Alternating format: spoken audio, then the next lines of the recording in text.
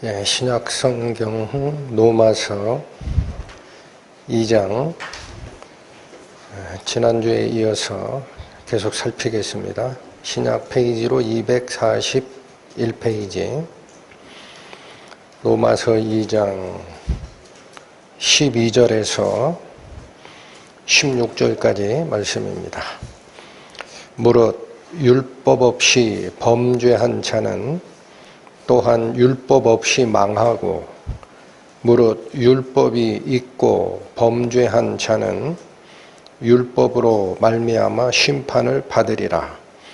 하나님 앞에서는 율법을 듣는 자가 의인이 아니요 오직 율법을 행하는 자라야 의롭다 하심을 얻으리니 율법 없는 이방인이 본성으로 율법의 일을 행할 때에는 이 사람은 율법이 없어도 자기가 자기에게 율법이 되나니 이런 이들은 그 양심이 증거가 되어 그 생각들이 서로 혹은 송사하며 혹은 변명하여 그 마음에 새긴 율법의 행위를 나타내느니라.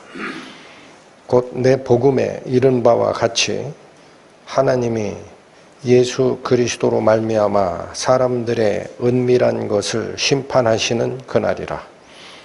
기도하시겠습니다. 하나님 아버지, 오늘 저희는 하나님의 말씀을 받았다라고 자긍심과 교만 위에서 생활하였던 유대인이나 하나님의 법을 알지 못하였던 이방인들이나 누구든지 간에 하나님 앞에 죄를 범한 자의 운명에 대해서 기록되어 있는 로마서의 말씀을 선고하고자 합니다. 부디 저희와 함께 하여 주시고 기록된 말씀의 그 본질적인 뜻을 저희에게 깨우쳐 주시고 그 안에서 하나님이 바라시는 진정한 성도로서의 가치와 삶 살아가는 저희 될 수 있도록 인도하여 주옵소서. 예수님의 이름으로 기도 올립니다. 아멘. 12절 말씀, 무릇 율법 없이 범죄한 자는 또한 율법 없이 망하고 무릇 율법이 있고 범죄한 자는 율법으로 말미암아 심판을 받으리라. 자, 요 12절이 사도 바울이 하나님의 복음을 증거하기 위해서 이제 본론으로 들어가고 있는 첫 번째 구절입니다. 그런데 이 복음을 증거하기 위한 바로 이 말씀에 여러분 율법 없이 범죄한 자는 율법 없이 망하고 율법이 있고도 범죄한 자는 율법으로 심판을 받으리라 라는 게 복음이에요. 16절 곧 내 복음에 이른 바와 같이, 그렇죠? 아주 짧은 문장이지만 구조를 잘 보셔야 됩니다. 16절 곧 내 복음에 이른 바와 같이 하나님이 예수 그리스도로 말미암아 사람들의 은밀한 것을 심판하는 그날이라. 이게 무슨 말이냐면 우리는 복음 그러면 복된 소식, 하나님이 나에게 주는 은혜, 축복, 여기에만 눈이 탁 돌아가 있습니다.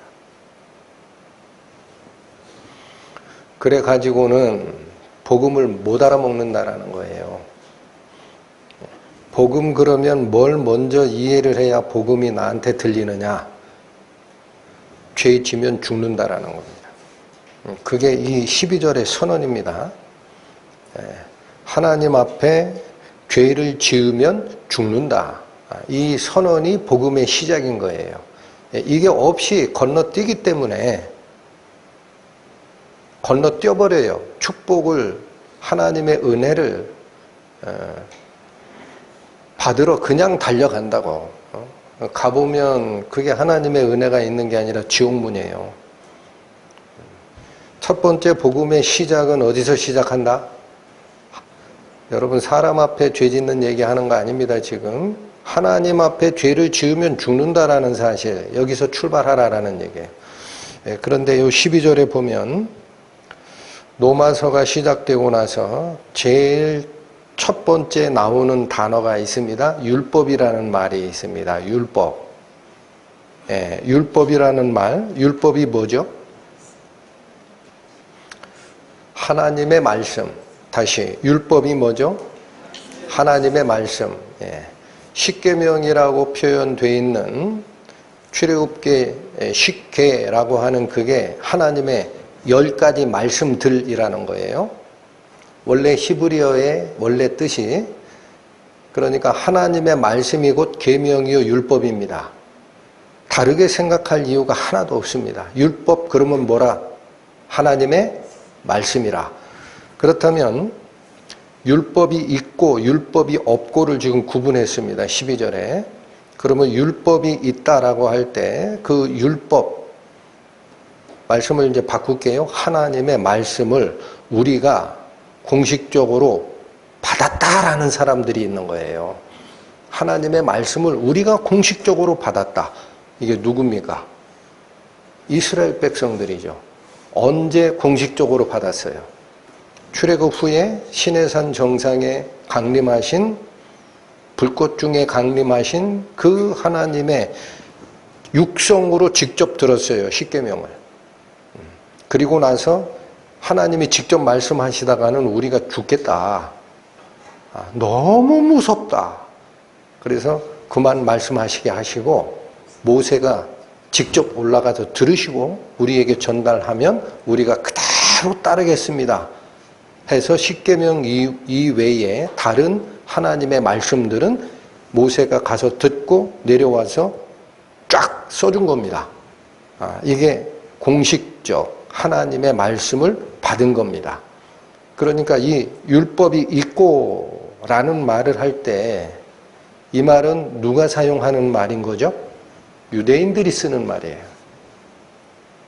이방인들은 하나님의 율법의 말씀, 하나님의 말씀을 직접 듣거나 또는 기록된 문서로 너희들도 가지고 있어라 라고 받은 적이 없다라는 거예요. 그래서 여기 우리가 기억할 게 이겁니다. 율법이 있고 없고 라고 얘기를 할 때 율법이 있다라는 말은 유대인에게만 사용됐던 용어다라는 거예요. 그런데 이게 당시에 하나님이 율법을 주시면서 이렇게 살아라. 이건 잘못된 거고 이건 잘된 거다라는 10가지 말씀들을 주고 너희는 이렇게 살라라는 말씀들을 주기만 한 게 아니고 하나님의 말씀을 어기면 죽는다라는 말씀도 주었어요. 그래서 죽으면 안 되잖아. 그래서 하나님이 뭐를 만들어 줬어요? 그냥 있으면 죽으니 내가 진 죄를 대신 갚는 방법을 알려준다 해서 제사규례를 준 겁니다. 그래서 율법은 어떻게 이루어져요? 이렇게 살라라는 옳고 그름의 규정, 십계명과 너희들은 그래서 이렇게 살아라라는 시민법과 또 너희가 하나님의 말씀을 어겼으면 하나님 앞에 죽을 수밖에 없으니 죄 문제를 해결하는 대속의 원리를 이해하라 해서 제사법 3가지로 준 건데 이스라엘 백성들은 우리에게 율법이 있다라는 얘기를 요 제사법에 국한해서 생각이 돌아가요. 그래서 자기들은 하나님을 섬기는 제의적으로 선택된 백성이고 그래서 하나님께 제사를 드려 속죄를 받는 우리들만 하나님 앞에 살아나는 민족들이고 그렇지 않은 이방인들은 다 죽을 사람이다 라고 구분이 생기기 시작합니다. 그래서 우리에게 율법이 있다라는 것은 누구에게 사용되던 용어다? 구분하셔야 돼요. 유대인들이 쓰던 용어다. 근데 그들이 하나님의 말씀을 받은 거를 어디에 집중했다? 제사법에 집중하고 그래서 우리는 매일 아침과 저녁으로 번제를 드립니다. 이게 늘상 상자를 써서 상번제라 그래요. 성전에서 계속적인 제사를 드리고 개인적으로 죄지면 염소 가지고 와서 속죄제를 드리고 1년에 한 번씩 대속죄일에 대제사장이 지성소까지 들어가고 하니까 이 규례를 지키는 우리들이 의인이다. 이거를 안 지키는 이방인들은 죄인이다. 라는 구분이 생겼다라는 거예요. 그래서 구약에 예수님 오신 후 70년에 무너지기 전까지 예루살렘 성에 있던 성전에 보면은 바깥마당이 있습니다. 그게 이방인의 뜰이라 그래요. 이방인이 거기까지 들어올 수는 있어요. 그런데 안쪽 진짜 성전 구역이 있어요. 거길로 들어가기 전에 문을 통과해서 들어가거든요. 통과해서 들어가면 여인들이 머물 수 있는 경계선이 있고 이게 여인의 뜰이고 그걸 또 한 번 지나서 안문을 통과해서 들어가면 남자들만 들어갈 수 있는 이스라엘의 뜰이 있어요. 이게 구분이 돼 있어요. 근데 문제, 바깥뜰인 이방인의 뜰에서 진짜 성전 문을 통과해서 들어가는 그 문 위에 뭐라고 경고 문구가 써 있었느냐. 이방인은 이곳을 지나가면 죽음을 면치 못하리라. 여러분 그게 율법을 받았다라는 그 이스라엘 사람들이 딱 답을 쌓아놓은 그 경계선입니다.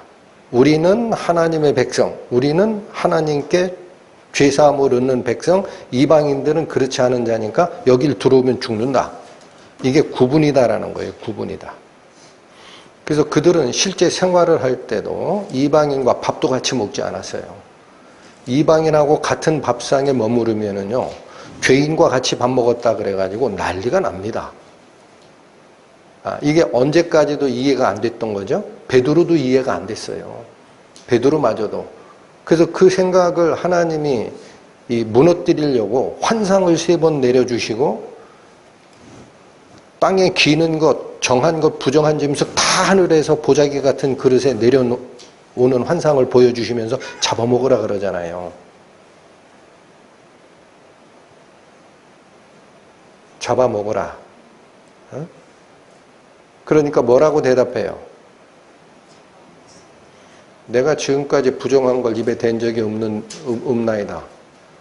하늘에서 음성이 다시 내려와요. 내가 깨끗게 한 것을 내가 부정 다 하지 마라. 환상을 몇 번 보여줘요? 3번. 그래서 깨는 거예요.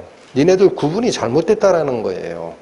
그러니까 여기서 지금 우리에게 율법이 있다라고 얘기하는 것은 핵심이 뭐냐면 맨 먼저 하나님이 깨고 싶은 게 있어요. 복음으로 들어가기 전에 깨고 싶은 게 있다고.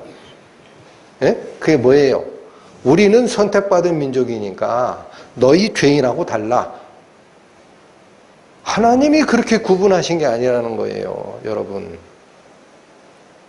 누가 구분했어요? 유대인들이. 여러분 이 시대를 살고 있는 크리스찬도 똑같은 마음의 구분이 있으면 안 된다라는 겁니다. 나는 하나님께 선택받은 민족이야. 쟤네들은 지옥 갈 놈들이야. 그런 마음 혹시 마음에 품고 계세요? 오늘부로 버리시라고. 오늘부로. 그런 구분을 쌓지 말라라는 얘기를 하는 겁니다. 그래서 여러분 여기서 율법을 받은 민족이다라는 이 지위가 제가 드리고 싶은 말씀을 잘 기억해 주셔야 됩니다. 출애굽 당시에 유대인들에게 하나님이 직접 말씀하시고 율법을 주신 게 맞아요. 그러나 이것은 온 민족에게 이렇게 하나님과의 관계를 회복해야 된다 라는 걸 보여주기 위해서 이스라엘 민족을 샘플로 삼은 거지. 그들은 우리가 하나님 율법 받았고 우리가 제사를 드리고 있고 그러므로 이 제사 드리는 성전 구역에는 이방인들이 들어오면 죽고 하고 딱 담을 쳐놓고 막았던 거. 이게 나중에 어떻게 간 거냐. 우리 율법을 받은 유대인만 하나님의 백성이고 의인이고 나머진 개, 돼지고 죄인입니다. 라는 생각으로 발전했다라는 거죠. 그 유대 납비들의 그 가르침의 내용 중에 보면은요, 말을 하다가 그 사람들이 뭐라고까지 얘기했느냐, 이방인들을 저 지옥의 불에 불쏘시개 감이 될 놈들하고 이렇게 같이 어울리지 마라. 이런 식의 표현이 나와요. 그러니까 이방인은 무조건 지옥 갈 사람들이야. 그러니까 이게 벌써 뭐예요?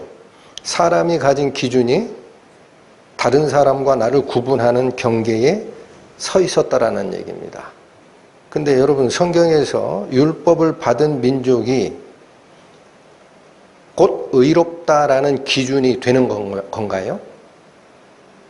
율법을 오해했다라는 겁니다. 율법을 받았다라는 것은 너희가 샘플이다, 선정된 하나의 사례다.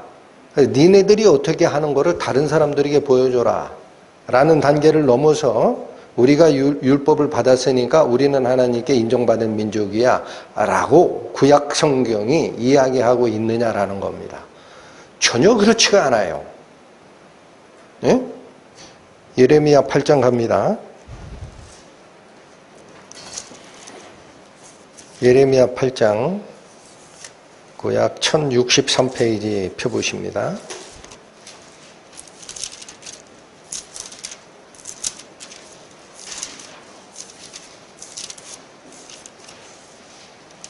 (8절에서) (10절) 보십니다.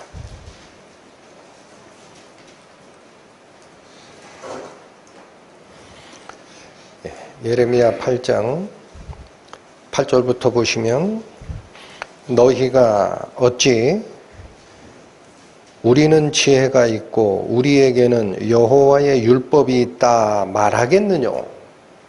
자, 여기 하나님이 지적하는 게 있습니다. 유대인들이 무슨 마음을 품었다라는 거예요? 우리는 지혜가 있다. 사람의 지혜가 아니라 하나님의 지혜다. 우리는 하나님의 율법, 하나님의 말씀을 가지고 있다라고 말할 수 있느냐라는 거예요. 그러니까 누구를 지적하는 겁니까? 당시 유대인들을. 참으로 서기관의 거짓 붓이 거짓되게 하였나니, 자, 진실은 니네들이 지혜를 가지고 있고 하나님의 율법을 가지고 있는 게 아니라는 거예요. 진짜는 이거다. 진실로는 서기관의 거짓 붓이 거짓되게 한 상태다. 자, 여기 좀 어려운 얘기지만 서기관이라는 지위는 뭐죠? 기록관입니다. 원래는 그 다윗 왕 시절부터 그 왕정 시대의 서기관 그러면은요, 공식 문서를 기록하기도 하고 나라 살림에 두르고 나가는 세금 문제도 기록하기도 하고 해서 이 서기관들이 회계 직렬과 실제 문서 보존과 작성 직렬을 그 일을 했던 사람인데, 후대로 가니까 이 서기관들이 역할이 어디까지 넓어지는, 성경을 필사합니다. 성경을 필사하다 보니까 어떻게까지 역할이 또 확대되느냐? 이 성경 말씀이 이거요 라고 해석을 하고 가리키는 역할까지 간 거예요. 그래서 바벨론 포로로 잡혀가는 그 시점 이후부터는 학사 에스라라는 사람이 서기관입니다. 그 사람이 성경을 해석을 하고 가리키잖아요, 백성들에게.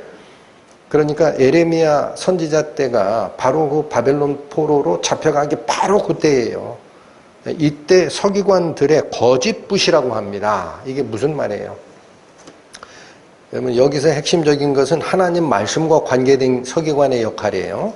그러면 서기관이 성경 말씀을 읽고 정확하게 의미를 해석해서 가르쳐야 되는데, 가르침을 기록하기를 거짓말로 기록했다라는 거예요. 해석을 잘못해냈다라는 거예요. 그래서 서기관의 거짓붓이 사람들을 거짓으로 가르쳤다라는 겁니다, 지금. 그러니까 여러분, 여기서 굉장히 중요한 원리가 나와요. 우리가 하나님을 믿고 쫓아갈 때 예배를 드리거나 찬양을 하거나 뭔가 행사를 하죠. 거기에 너무 집중하다.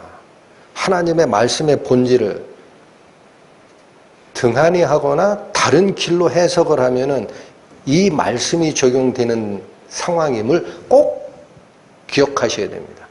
교회에는 말씀이 선포가 안 되면 교회가 아니에요, 여러분. 굉장히 중요한 기준입니다. 교회에서 말씀이 제대로 해석되고 선포가 되지 않으면 그건 더 이상 하나님의 교회가 아니에요. 지금 그런 상태에 갔다라는 거예요. 지금 굉장히 심각한 얘기를 하시는 거예요, 하나님이. 그리고 9절에 지혜롭다 하는 자들은 수욕을 받으며, 자, 너희들 하나님 말씀 이해한다라고 하잖아. 그런데 거짓 해석을 꺼내고 거짓으로 가르치고 있으니 너희들은 창피를 당할 거야. 경황 중에 잡히리라. 그래서 결국 이스라엘 백성 전체가 바벨론에게 포로 잡혀가는 상황이 발생하는 겁니다. 이 예레미야 선지자의 지적을 안 들어서 예레미야 선지자를 오히려 가뒀어요. 야, 우리가 성전이 우리에게 있고 하나님 말씀이 우리에게 있고 우리가 하나님의 백성인데 바벨론의 이방인들에게 우리가 포로 잡혀간다고? 저거 분명히 잘못된 선지자야. 가둬! 그래서 이 눈물의 선지자가 예레미야입니다. 말을 안 듣는 거예요. 그러면 자기가 지혜롭다라는 거예요. 근데 어떻게 된다? 지혜롭다 하는 자들은 수욕을 받으며 경황 중에 잡히리라. 보라, 그들이 나 여호와의 말을 어떻게 했다? 예, 지금 이 시대 상황이 하나님의 말씀을 안 받아들인다라는 거예요. 그들이라는 것은 위에 있는 서기관이에요. 그게 중심이 되는 겁니다. 그들을 끌고 오는 겁니다. 가르치는 자나 가르침을 받는 자나 누구를 불문하고 하나님의 말씀을 버렸다라는 거예요. 그에게 무슨 지혜가 있으랴? 그러니까 여기 이 말씀을 쭉 읽다 보면은요, 분명히 하나님의 말씀을 해석하고 가르치던 서기관들이 거짓말을 하고 거짓 것을 기록하고 가르치고 하나님의 말은 뒤로 버렸다라는 얘기를 합니다.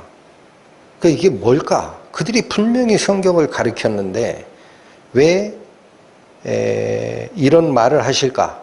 10절 가니까 그러므로 자, 이 상태가 지속되면 그런 얘기입니다.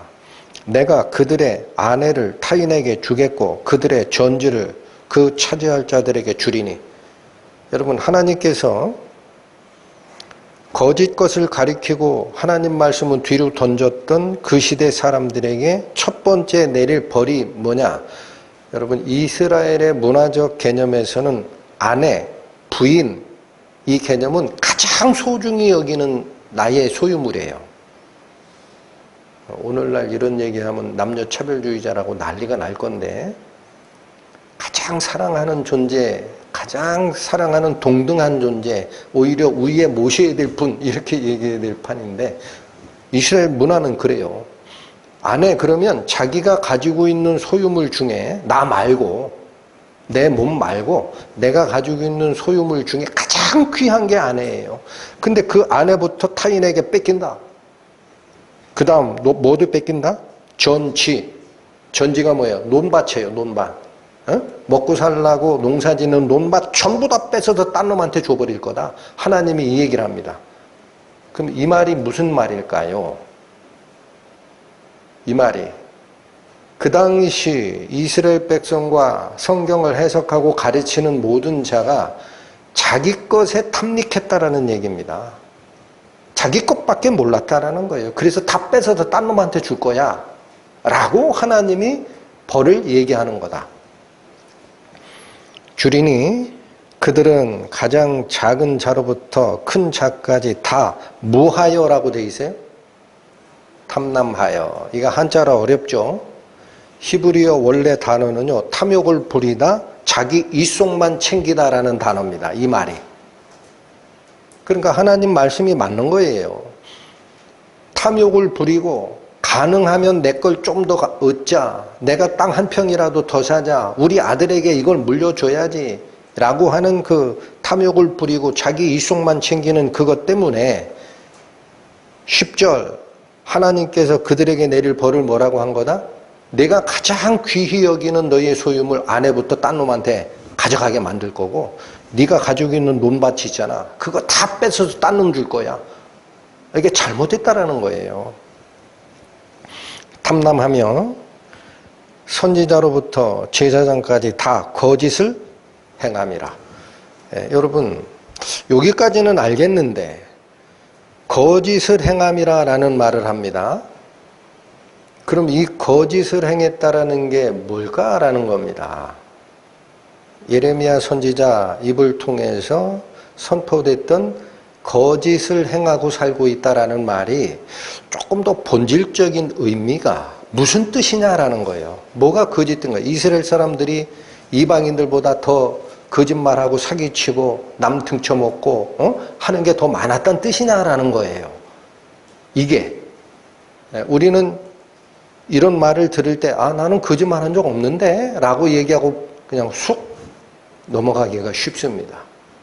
그래서 바로 이 예레미야 선지자와 한 시대 약간 우인데 이사야 선지자 때는 북이스라엘이 똑같이 이방인에게 포로 잡혀 가던 그 시대입니다.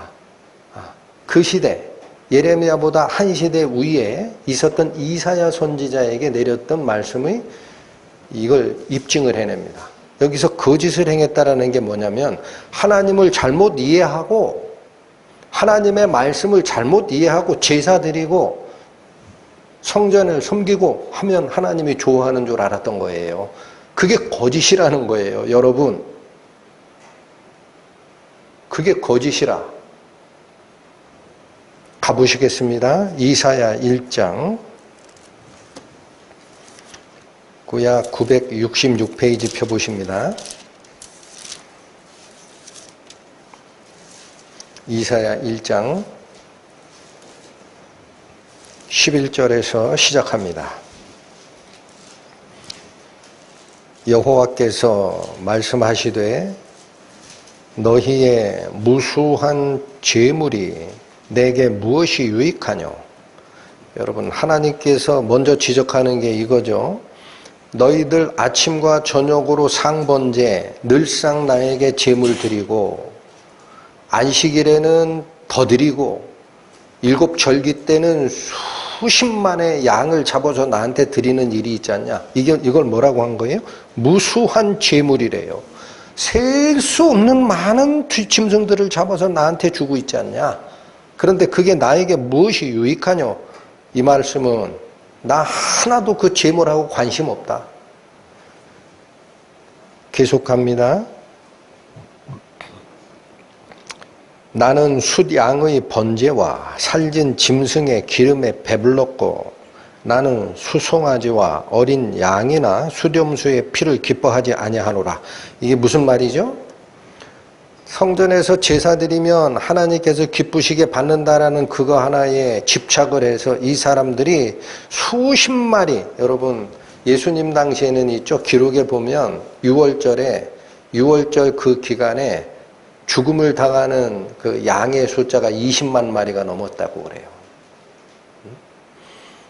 그거 드리면 하나님이 기뻐하는 줄 알았잖아. 그래서 나는 너희들이 주는 것 때문에, 수량 때문에 배부르고 짐승의 기름에 배부르고 수량과 수렴수의 피를 수없이 받았지 않냐. 그런데 내가 그거 기뻐한다 그래요? 기뻐하지 아니한다 그래요? 네, 여러분 여기서 우리가 분명히 알 게 있습니다. 당시 이스라엘 백성들은 하나님께서 이렇게 지켜라 라는 걸 지키면 의로운 줄 알았어요. 그래서 수십만 마리의 양을 잡아들이면 하나님이 기뻐하시겠지. 근데 여기 완전히 대조가 됩니다. 무수한 재물이라는 단어가 사람의 입장에서는 이게 하나님 기뻐할 거다라고 본 거죠. 근데 하나님은 뭐라 그래요? 기뻐하지 아니하노라. 너희들 틀렸다. 잘못 보고 있다. 12절 너희가 내 앞에 보이러 오니 그것을 누가 너희에게 요구하였느냐? 내 마당만 밟을 뿐이니라.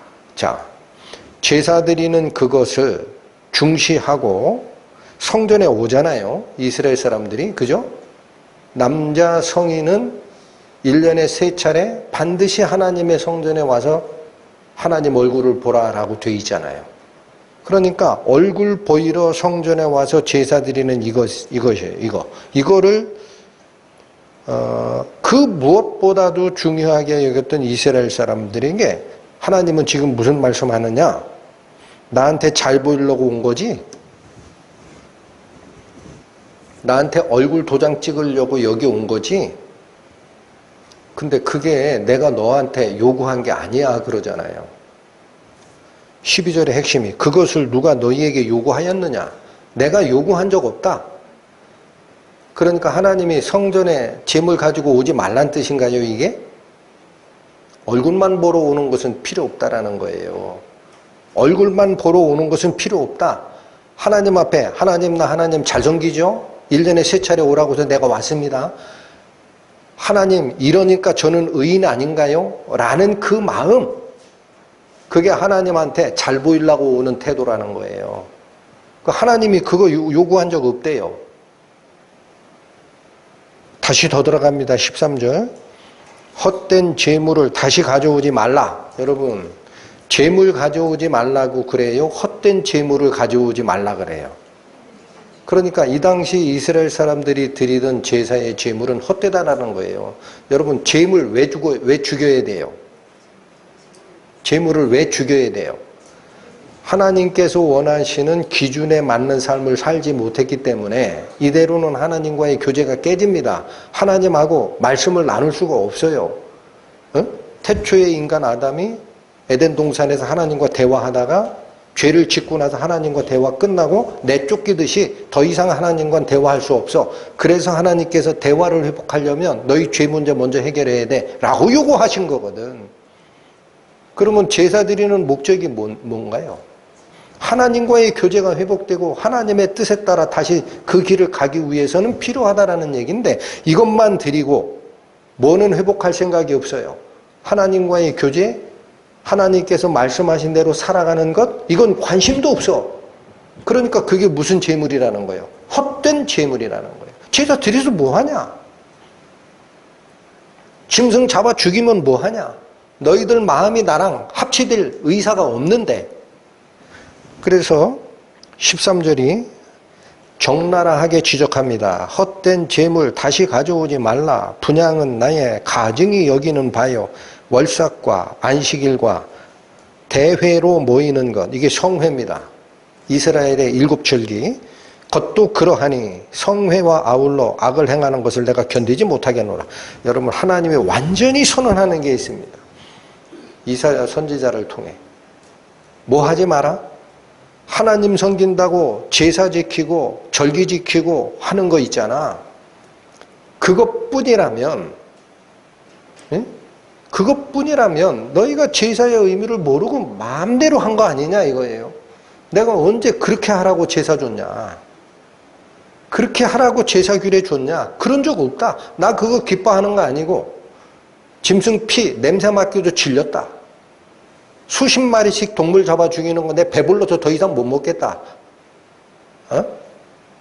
헛된 재물만 가져오지 말고 이러한 제의적 하나님 섬김에 플러스 해서 뭐를 해야 된다라는 거예요. 올바른 방향으로 살아가야 된다라는 거예요. 그런데 이스라엘 백성들은 어떻게 했다라는 거죠? 어떻게 했다? 제의적 행사를 하면서도 악을 행했다라는 거예요. 악. 13절이 그거죠. 성회, 즉 거룩하게 모이는 겁니다. 하나님께 제사 드리고 거룩하게 모이는 것과 아울러 무엇을 행했다? 살아가는 거는 똑같이 살더라. 악을 행하고 살더라. 그거 내가 견디겠냐?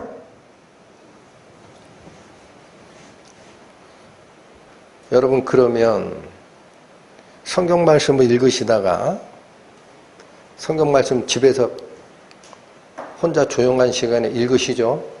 안 하시는 분 있을 거예요. 얘기해봐야 소용없겠지만 그래도 저는 말씀을 전합니다. 반드시 혼자 있을 때 하나님 말씀 읽으세요. 그리고 깊게 생각하세요. 이게 무슨 뜻일까? 이게 나한테는 무슨 얘기를 하시려고 하는 걸까? 예? 묵상과 기도, 성경 말씀 자기 혼자 있을 때 읽으셔야 돼요. 그거 안 하고 그냥 일요일날 예배 때 와서 말씀 딱 귀 빌려주고 가고 그러는 거 있죠. 그거 실패입니다. 지금 여기서 지적하는 이스라엘 백성들이 허던 짓 하는 거예요. 제가 분명히 말씀드려요. 하나님의 심판대 앞에 가서 분명히 지적받으실 거야. 문맹인 분은 안 읽어도 돼. 뭐라고 안 할게요. 한글 모르겠다. 그거 안 읽으셔도 돼. 한글 깨우치셨다. 이 한글로 돼 있잖아요, 다. 읽으시라고, 기도하시고. 그러면 여기서 얘기하는 게 뭐죠? 하나님 섬긴다고 거룩히 모이는 7절기 안식일 매일 드리는 상번제 이런 거 하면서도 악을 행하는 건 내가 못 견디겠다라고 얘기하셨잖아요. 그럼 제가 드리고 싶은 말씀이 이겁니다. 이사야서 1장 지금 저희가 살핀 이 구절에서 이스라엘 민족이 그 당시에 행한 악이 뭡니까? 사기치고 도둑질하고 간음하고 했다라는 겁니까 이게? 근본적인 악이 있어요. 근본적인 악. 그게 뭐냐? 하나님께서 주신 말씀대로 못 살았을 때 하나님과의 교제가 깨지고 하나님의 임재가 우리에겐 이루어지지 않기 때문에 죄 문제를 해결하라고 제사법을 준 건데 이것만 하면 하나님이 기쁜 줄 아는 게 그게 하나님 말씀을 상고하지 않고 하나님을 오해했던 형식적 섬김이고 그러니까 너희들은 이쪽으로 가야 되는데 제사를 드리고 하나님과의 교제가 회복이 되고 하나님께서 요구하는 그 다른 삶을 살아가야 되는데 여기만 머무르고 이건 안 쫓아갔다라는 거예요. 그러니까 그게 뭐예요? 그게 악인 거예요. 그게 악이에요. 다시 얘기합니다. 말씀의 뜻이 무엇인지를 모르고 내 생활이 그 말씀과 일치되게 살아가는지를 검증할 줄도 모르고 이스라엘 백성 당시에는 제사만 드린 것, 지금 시대로 얘기하면 교회에 나오고 예배에 참석하면 다 되는 줄 아는 것. 여러분 이게 우리에게 얼마나 큰 지적이고 하나님의 경고인지 아셔야 돼요. 어디까지 가기를 원하는 겁니까 하나님은? 제사를 드리면 나와의 교제가 회복이 된다. 이제 너의 죄는 해결됐으니 하나님과 얘기할 수 있다. 대면할 수 있다. 나하고 같이 임재하는 생활을 할 수 있다. 왜 임재해야 되느냐? 그래야 너의 생활과 사상과 행동이 하나님이 주신 법에 맞도록 올라가기 때문에 이걸 모르는 거라니. 그러니까 여러분 오늘 본문으로 다시 돌아오십니다. 로마서 2장 12절이 선언하는 게 이겁니다. 여기서 사도 바울이 깨고 싶은 얘기가 있어요. 아예 산산이 부서뜨리고 싶은 하나가 있습니다. 그게 뭐냐? 유대인들이 가졌던 하나님이 의롭게 본다라는 그 기준이 오해됐다라는 거예요. 말씀을 받은 민족이고 하나님께 제사 드리는 우리는 하나님이 보시기에 의인이다라는 그 생각, 그거 망치 가지고 싸그리 다 부숴버리는 거예요. 율법이 있고 죄를 지으면 심판 안 받을 줄 아냐? 그러면 율법 없고 살다가 망하는 것과 너희와 어떻다? 같다. 그 12절이 선언하는 것은 중요한 것은 하나님의 말씀을 알았다. 하나님께 예배드리는 삶을 내가 살아가고 있다가 아니고 제일 중요한 것은 하나님 앞에 죄를 지으면 유대인이든 이방인이든 죽는다. 사실입니다. 유대인이든 이방인이든 같은 운명에 처한다. 지금 시대로 말씀을 바꿀까요? 교회에 다니는 사람이든 절에 다니는 사람이든 그것뿐이라면 다 죽는다. 그게 복음의 시작입니다. 거기를 모르면 종교생활하는 거예요. 종교생활하는 거예요. 13절 갑니다. 하나님 앞에서는 율법을 듣는 자가 의인이 아니요 오직 율법을 행하는 자라야 의롭다 하심을 얻으리니. 자, 여러분 율법 이야기를 꺼내고 나서 바울이 얘기하는 게 있습니다. 율법을 가지고 의롭게 되려면 율법을 듣기만 해서는 결코 의롭게 될 수가 없다라는 거예요. 어떻게 해야 된다? 율법을 행해야 한다라는 거예요. 그래서 여기서도 두 가지를 우리가 꼭 짚고 넘어가야 됩니다.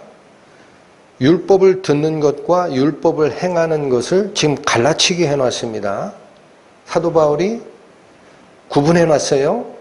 그 얘기는 당시 유대인들이 율법을 듣고 율법을 강론하는 그 행위가 하나님께 의롭다함을 받는 충분 조건으로 이해를 했다는 거예요.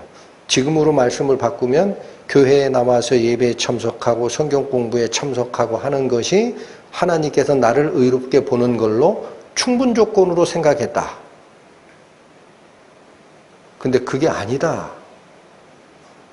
그게 아니다. 거기까지는 종교의식일 뿐이다. 원래 하나님께서 하나님의 말씀을 쭉 주시고 모세 오경이라고 한다 그랬죠. 창세기, 출애굽기, 레위기, 민수기, 신명기. 마지막 신명기라는 것은 모세가 가나안 땅 들어가기 전에 죽잖아요. 느보산에 올라가서. 그 바로 전에 나는 이제 죽을 거야. 이걸 알았어요. 하나님께서 예언했어요. 넌 거기서 죽을 거다. 그러니까 그 전에 내가 알고 있던 하나님의 말씀을 다시 한번 백성에게 알려준 게 신명기입니다. 응? 풀어서 설명한 율법이에요. 근데 그 신명기에 보면 들으라라고 그래요. 하나님의 말씀을 들으라. 근데 그 들으라라는 말이 그 당시 신명기에 가보면 행하라라는 얘기예요. 예? 이게 같은 거였다고 성경에서 가보십니다. 신명기 27장 구약 302페이지입니다.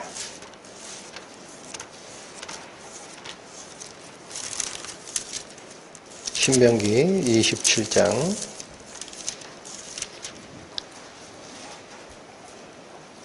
9절 10절을 보십니다. 모세가 레위 제사장들로 더불어 여러분 그 당시에는 서기관이 없어요. 모세 때는. 이때는 제사장이에요. 이들이 무슨 역할을 하느냐? 하나님의 말씀을 같이 섬기고 집행하는 자입니다.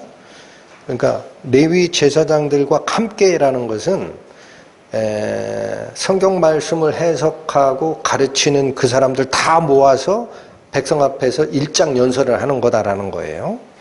더불어 온 이스라엘에게 고하여 가로되, 자, 뭐라고 얘기하나? 이스라엘아, 잠잠히 들으라.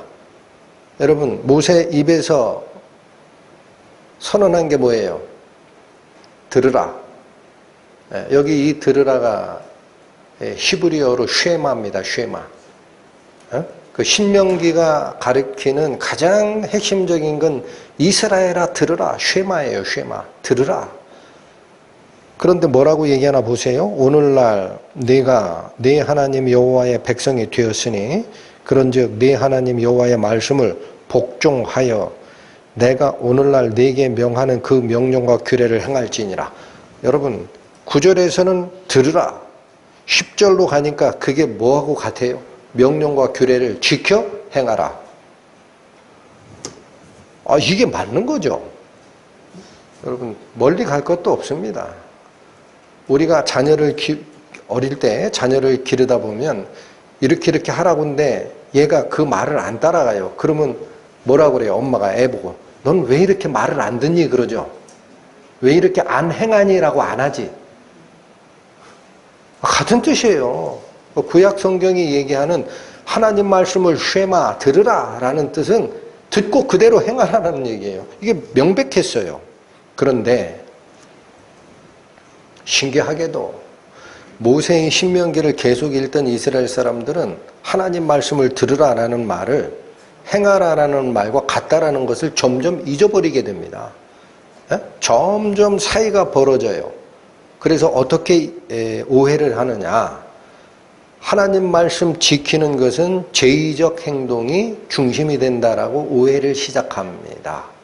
성전이 만들어지기도 전. 구체적으로 말씀드리면 이스라엘의 첫째 왕인 사울 왕 때부터도 다윗 왕 때 성전 건립하죠. 다윗 왕 때 성전에 상세 설계도를 만들고 자기가 건립하고 싶다 했지만 하나님이 허락하지 않아요. 다윗 너는 이스라엘 영토 회복하느라 전쟁하고 돌아다니는 왕이야. 피를 너무 많이 뿌렸다. 네가 어떻게 성전 건축할 수 없다. 네 아들 때에 내가 허락하마 해서 솔로몬 때 성전 쓰잖아요. 그러니까 사울 왕 때는 성전이 없어요. 다시 얘기하면 규칙적으로 제사 드리는 일이 이루어지는 장소도 없었다고. 그럼에도 불구하고 이 다윗 왕 때에도 제사가 제일 중요했어. 사무엘상 15장 갑니다. 구약 432페이지 펴보십니다. 사무엘상 15장. 이 이야기의 배경을 잠깐 설명을 드리면, 사무엘 선지자를 통해서 사울 왕을 이스라엘의 초대 왕으로 하나님이 허락하신 다음에 첫 번째 명령이 있습니다. 첫 번째 명령, 뭘 명령했느냐? 출애굽 후 광야에서 백성들이 이 피곤한 길을 걷고 있는데 뒤에 처져 있는 사람을 와가지고 잡아 죽이고 전쟁 일으킨 하나님의 영광을 멸시한 아말렉족이죠. 아말렉. 그래서 그때 여호와 하나님께서 뭐라고 선언했느냐? 내가 아말렉과 대대로 싸우리라 그랬죠. 그래서 이 사울 왕이 쓴 다음에 하나님이 첫 번째 명령이 아말렉을 가서 진멸하라. 어린아이든 노인이든 불쌍히 여기지 말고 전부 죽여라. 그들이 가지고 있는 살아있는 가축들도 전부 죽여라. 이게 첫 번째 명령입니다. 여기서 잠깐 오해하실까봐, 우리가 믿고 따라가는 하나님이 폭행의 하나님, 죽이는 하나님이 아니에요. 그걸 죽이라라는 말의 의미는 죄가 있는 것은 하나님 앞에 죽는다라는 근원적 가르침을 주는 거예요. 오해하시면 안 돼요. 그런데 사울왕이 가서 다 정복을 하고 다 했어요. 근데 짐승 죽이다 보니까 무슨 마음이 들었는지, 이 짐승이 무슨 죄가 있겠나 싶었는지 그 중에 살진 짐승, 소나 양들을 죽이질 않고 일부를 가지고 왔어요.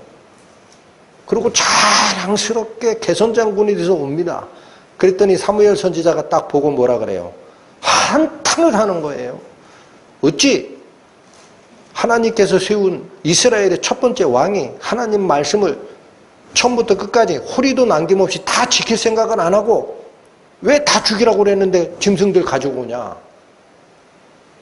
그럴 수 있다라는 생각이 드시죠? 저는 요즘에 있죠. 이 말씀 드리기 전에 안타까운 게 뭐냐면 성경 말씀 이렇게 해석하면 이렇고 저렇게 하면 저렇고 시대에 따라 다르게 해석할 수 있어요 라는 사람들이 있어요. 신학 교수든 누구든 간에. 이때 사울이 얘기한 이 행동을 보고 사무엘 선지자는 뭐라 그래? 하나님이 다 죽여라 그러면 아말렉 쪽 다 죽였으면 됐지. 걔네들이 기르고 있던 가축 중에 제사 드리기에 실하고 살찌고 사지 멀쩡한 거 있으면 가지고 와서 쓰는 게 맞지 라는 게 개인의 해석입니다. 그렇게 하면 죽는다라는 거예요. 성경 대할 때. 그렇게 하면 죽는다. 신학 교수도 마찬가지다. 정신 차려라. 그래서 여기 어떻게 나오는지 보세요. 사무엘상 15장 18절 보십니다.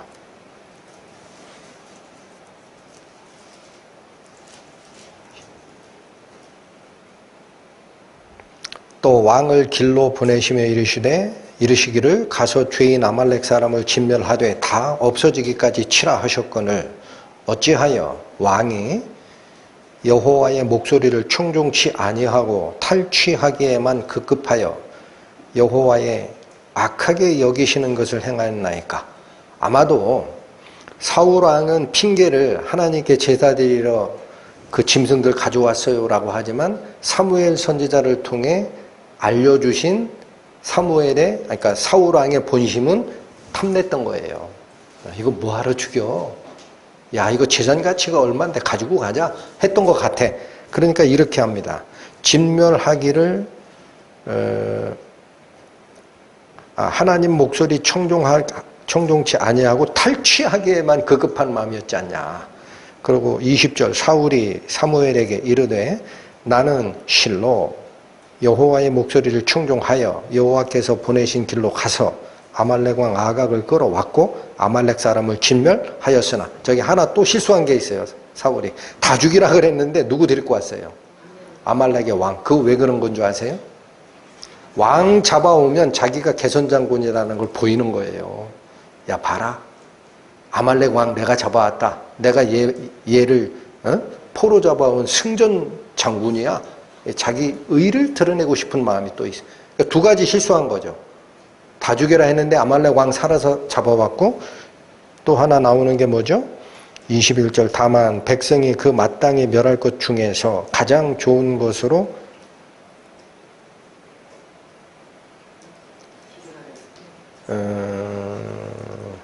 길갈에서 당신의 하나님 여호와께 제사하려고 양과 소를 취하였나이다. 자, 제일 좋은 양과 소 중에 가지고 와서 가져온 이유가 있잖아요. 제 개인적 목적이 있는 게 아니에요. 이건 내가 내 재산 삼으려고 가져온 게 아니고요. 하나님께 제사 드릴 목적이었어요. 라고 얘기를 합니다. 22절 사무엘이 가로되 여호와께서 번제와 다른 제사를 그 목소리를 순종하는 것을 좋아하심같이 좋아하시겠나이까. 첫 번째 선언하는 말이 뭐죠? 사울왕 잠깐 들으시오. 하나님이 뭘 좋아하는 것 같소? 짐승 잡아 제사 드리는 걸 좋아하는 것 같소? 하나님의 말씀을 순종하는 걸 좋아하는 것 같소? 뻔하죠. 그런데 당신은 뭐 때문에 하나님 말을 어겼다? 제사 드리려고 소, 양 중에 좋은 거 가져왔다. 안 죽이고. 그러면 그거 하나님 말씀 어긴 거 아니냐?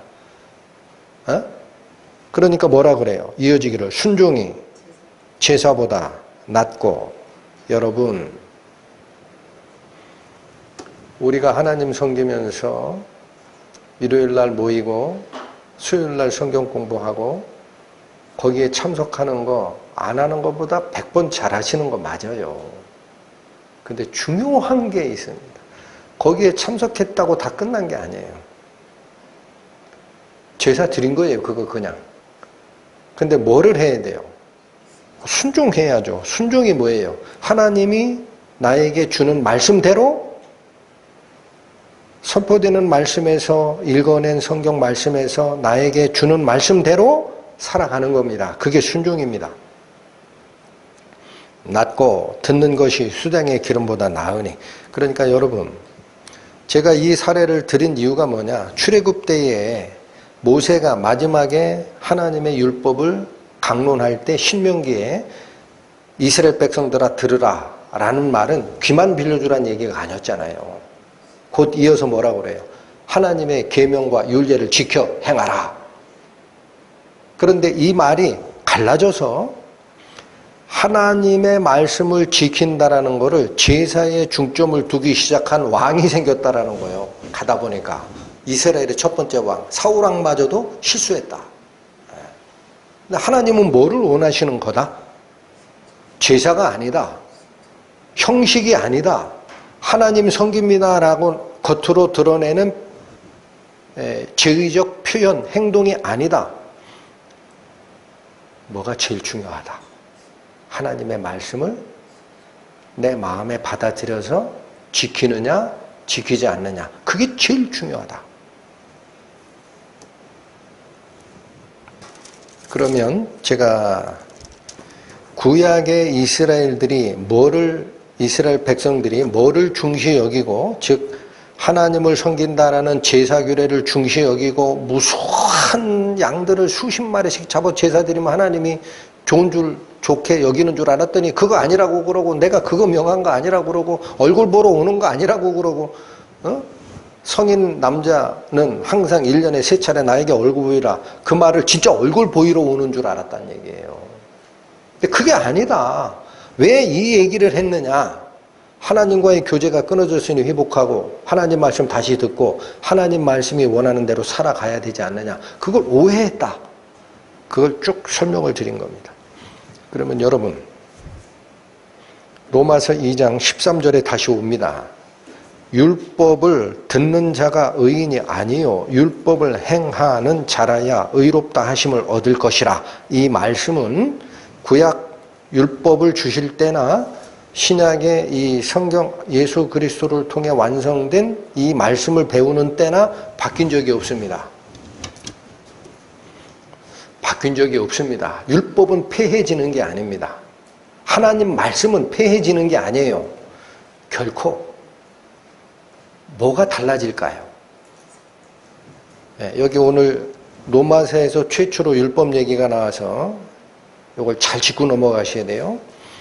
하나님의 말씀 율법은 구약에도 있고 신약에도 있는데 하나님이 지켜라 라고 했던 걸 아예 안 지켜도 돼 라고 바꾼 게 아니에요. 꼭 기억하셔야 돼요. 하나님 말씀대로 살라라는 거는 과거나 현재나 앞으로도 똑같습니다. 안 바뀝니다. 문제, 방법이 바뀝니다. 옛날 방식으로 얘기를 했더니 이스라엘이 거의 출애굽 이후부터 거의 1500, 2000년 동안 실수한 게 뭐죠? 삶의 방점을 찍지를 못하고 나의 생각과 나의 걸어가는 길에 하나님이 같이 동행하는 것을 이해를 못하고 어디에 집중했어요? 형식화된 제의적, 성전에서 제사 드리고 하는 거 거기에만 집중했어요. 이게 겉만 보고 잘못한 방법이라는 거예요. 하나님은 이건 안 되겠구나. 이거 자꾸 얘기해봐야 소용이 없다. 얘네들은 겉만 본다 지금. 속으로는 못 들어간다. 그래서 하나님이 뭐를 바꾼 거냐? 목적은 똑같아요. 지켜 행하는 자를 만드는 거예요. 그런데 신약에 오니까 방법을 바꿨어요. 어떻게 바꿨어요? 안으로 속으로 들어오셔서 얘기를 하시기 시작해. 여러분 이게 복음입니다. 보실까요? 진짜 율법은 행해야 합니다. 야고보서 1장 갑니다. 신약 372페이지.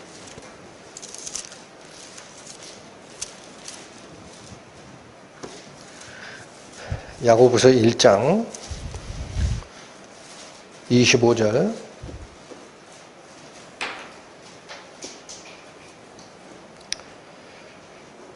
자유하게 하는 온전한 율법을 들여다보고 있는 자는 듣고 잊어버리는 자가 아니요 실행하는 자니 이 사람이 그 행하는 일에 뭐를 받으리라? 여러분 율법을 그대로 지켜 행하라 하지 마라. 이거 구약 성경 아니죠? 예?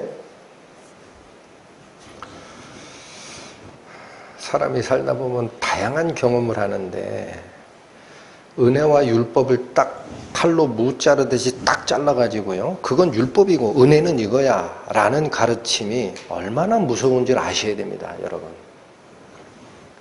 그 구약을 버리란 얘기예요. 율법을 버리는 게 아니라 뭐를 버리게 돼요? 하나님 말씀 버리게 돼요. 그런 일은 없어요. 예수님이 뭐라고 그랬을길래요? 내가 율법이나 선지자나 폐하러 온 줄로 생각지 마라. 폐하러 온 것이 아니요 완전케 하려 함이라. 할렐루야. 무슨 다른 얘기를 붙입니까? 별의별 경험이 많아요. 율법을 지켜야 된다. 율법은 폐지되지 않는다 했다가 어떤 사람한테 지적받아가지고 몰려 내쫓기도 한 별 경험이 많습니다. 제가. 근데 잘 들으셔야 됩니다. 여기 굉장히 새로운 표현을 쓰세요. 야고보가. 1장 25절 보면 그냥 율법이라고 안 해요. 온전한 율법이래. 그리고 요것에 대한 새로운 포장지가 있어. 그냥 율법이라고 안 하고 자유케 하는 율법이래. 여러분, 자유롭게 하는 온전한 율법이 뭘까요? 뭘까요? 구약에도 분명히 하나님이 유대인 백성들에게 율법 줬잖아요. 근데 그들이 자유해졌어요? 종이 됐어요? 제사 규례의 종이 돼버렸어요. 온전했어요? 겉껍데기만 보는 제의적 활동이 곧 하나님 섬기는 줄 착각하고 살았어요? 후자잖아요. 이거 불완전하구나. 얘네들이 이 멋있게 생긴 캔 속에 담겨있는 그 캔 음료가 있는데 껍데기가 현혹이 돼가지고 안에 있는 내용물을 모르네. 그게 불완전한 거 아니야. 거기에 겉껍데기에 매여가지고 제의적 행동에 양 수십 마리씩 잡아 죽이면 유월절 자치킨 줄 알고 이게 잘못된 거예요. 그래서 여기 말씀이 굉장히 은혜롭습니다. 우리 신약 성도들이 쫓아가는 이 율법은 뭐냐? 자유케 하는 율법이에요. 얽매이는 게 아니에요. 또 하나, 불완전한 율법이 아니라 하나님께서 주시고자 했던 율법 정신 전체가 담겨있는 온전한 율법입니다. 이 말을 쓰십니다. 근데 여기 참 재밌어요, 표현이. 이 율법을 어떻게 하라고 돼 있어요? 들여다보고 있는 자. 우리말 성경이 원문에 충실하도록 번역을 하다 보니까 이렇게 번역을 하신 건데, 이게 의도와 다르게 내용이 굉장히 약화되어 있어요. 들여다본다라는 걸 우리는 어떻게 생각해요? 남의 집이 있어요. 산책하러 가다가 유리창에 커튼이 걸리는데 뭔 일을 해요? 이렇게 들여다봐. 이렇게. 이런 걸로 이해를 하잖아. 느낌이, 원문은 완전히 다릅니다. 그게 아니에요. 법 안으로 들어가 자세히 살피다라는 뜻이에요. 안으로 들어가 살피다. 그러니까 들여다보다라고 한 거지. 이게 옛날 우리 개혁한 걸 번역할 때는 이 표현을 뭐라고 썼는지 모르겠는데, 현재 우리 시대의 어감으로는 완전히 달라요. 그냥 이렇게 남에 넘겨봐라, 피핑, 이게 아니에요. 어떻게 하라? 겉에서 보지 말고 법 안으로 들어가, into the law. 영어 성경이 그렇게 돼 있어요. into the law. 법 안으로 들어가서 자세히 살펴라. 그렇게 하는 자. 그러니까 여러분, 율법이라는 걸 놓고 겉껍데기만 보지 말라는 뜻입니다. 안으로 들어가라는 얘기예요. 그리고 대충 보고 이런 뜻이겠구나 라고 하지 마라. 내가 알고 있는 모든 분별력을 다 동원해서 자세히 살펴라. 그렇게 하고 있는 자는 어떻게 해야 된다? 율법 듣고 내일 잊어먹고, 다시 듣고 또 잊어먹고, 말씀 듣고 잊어먹고, 성경 공부할 때 듣고 잊어먹고, 교제할 때는 엉뚱한 얘기하고, 이러면 안 된다 이게요. 듣고 잊어먹는 게 아니고 그대로 실천하는 자가 법 안으로 들어가서 자세히 살핀 사람들이다라는 거예요. 이해가 되셨죠? 근데 행해야 된다. 이 자유하게 하는 율법이라는 말이 무슨 말일까? 요한복음 갑니다. 요한복음 8장 신약 159페이지 펴보십시오. 예수님 말씀 보십니다. 8장 31절 32절 봅니다. 31절, 그러므로 예수께서 자기를 믿은 유대인들에게 이르시되 너희가 내 말에 거하면, 자, 여러분 조건이 있습니다. 예수님을 믿었다고 끝난 게 아니에요. 예수님을 믿는 자에게 예수께서 다시 주는 핵심적 충고가 있습니다. 너희가 내 말에 거하면 어떻게 된다? 내 제자가 된다라는 말은 나의 가르침을 이해하는 상태가 된다. 또 32절, 진리를 알지니 진리가 너희를 어떻게 하리라?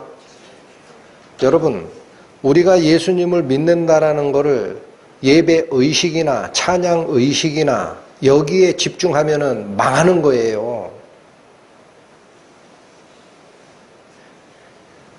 정확하게 알려드리는 거예요. 망하는 거라고, 그거. 어디에 집중해야 돼요? 예수님 말씀 안으로 들어가야 돼요. 이게 내 말에 거하는 거예요. 예수께서 뭐라고 말씀하셨나? 법 안으로 들어가 자세히 살피는 자, 이 뜻입니다. 예수께서 뭐라고 말씀하셨나? 이걸 그 안으로 들어가면, 이 거하다가 그런 뜻이에요. 여러분, 집에 거하다가 집 밖에 있는 거, 집 안에 있는 거예요. 너무 쉽죠? 말씀 안으로 들어가면 하나님의 교훈을, 예수 그리스도의 교훈을 알게 되고, 이게 내 제자가 되고예요. 그리고 뭐를 알게 된다? 진리를 알게 된다. 그러면 이 진리가 너희를 구속하리라, 자유케 하리라. 여기 자유케 하느니라는 말이 예수님 입에서 선언된 게 이겁니다. 그러니까 한마디로 뭐예요?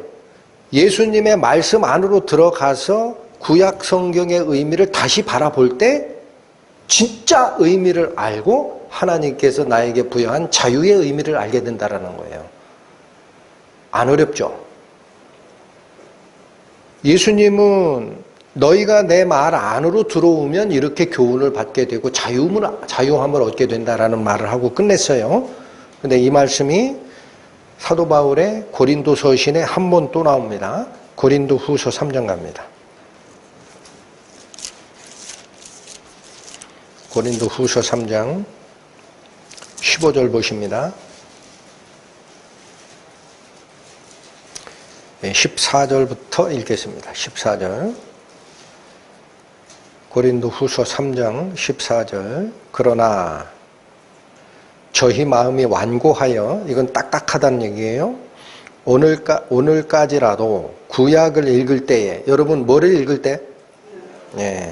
하나님 말씀인 구약을 읽을 때에 그 수건이 오히려 벗어지지 아니하고 있다라는 거예요. 수건이 안 벗어지고 구약을 읽는다라는 게 무슨 말인가? 얼굴에다 수건 쓰고 구약 읽었다는 얘기가 아니에요. 그러면 글자가 안 보이는데 어떻게 읽어요? 이 수건이 뒤에 나옵니다. 일단 읽겠습니다. 수건이 오히려 벗어지지 아니하고 있으니 그 수건은 그리스도 안에서 없어질 것이라. 어디로 들어가면 수건이 없어진다? 예수님 말씀하고 같죠? 여러분 성경은 그래서 있잖아요. 성령의 감동으로 받는 거예요. 단어가 단어를 물고 들어가는 거예요. 예수님 한 얘기가 여기 지금 이 얘기야라는 거예요. 15절 오늘까지 모세의 글을 읽을 때, 자 14절에서는 구약을 읽을 때, 15절은 모세의 글을 읽을 때 같은 뜻을 두 번으로 다르게 표현한 거예요. 수건이 오히려 눈에 덮였도다 얼굴에 마음에 덮였도다.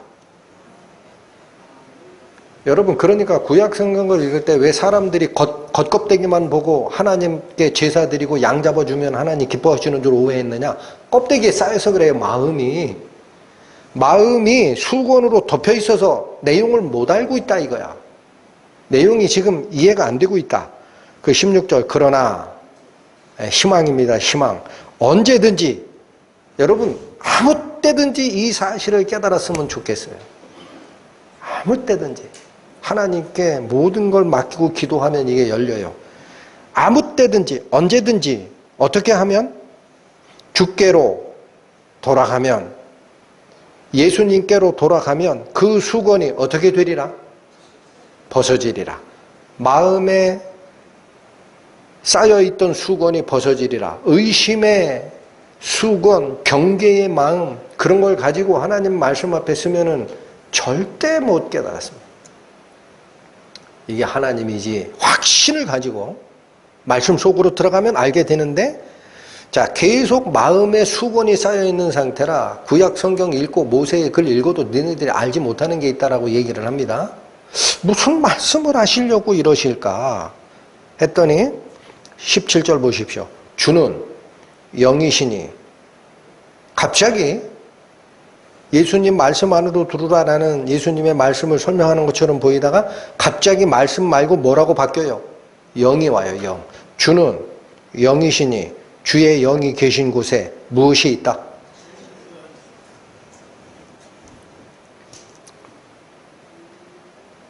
여기 어떤 자물쇠를 여는 두 가닥에 핵심 키가 딱 제시가 되는 거예요.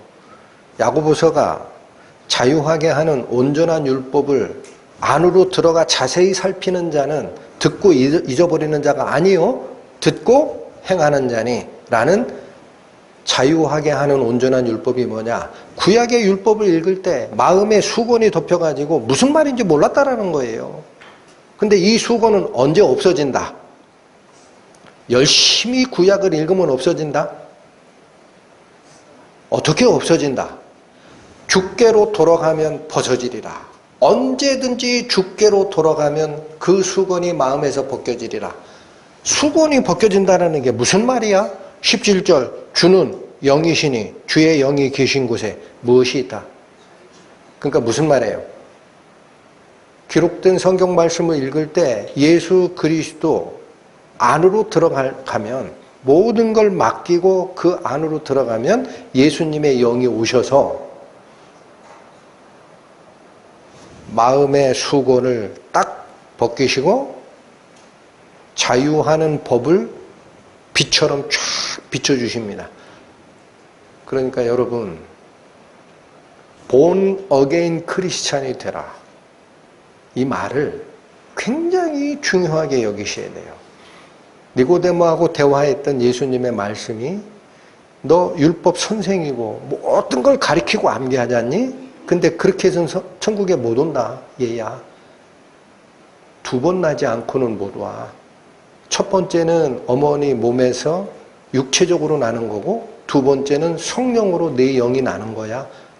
라는 이 말이 신약성경 전체에 콘서트 홀에 울려 퍼지는 오케스트라의 음향처럼 확 차는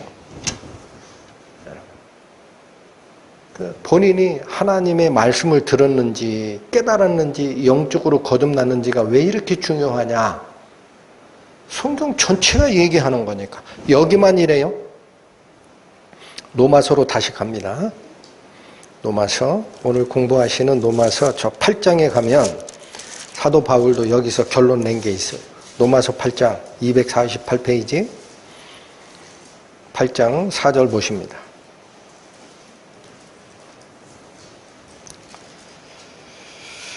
육신을 좇지 않고 그 영을 좇아 행하는 우리에게 무엇을 이루게 하려 하심이라?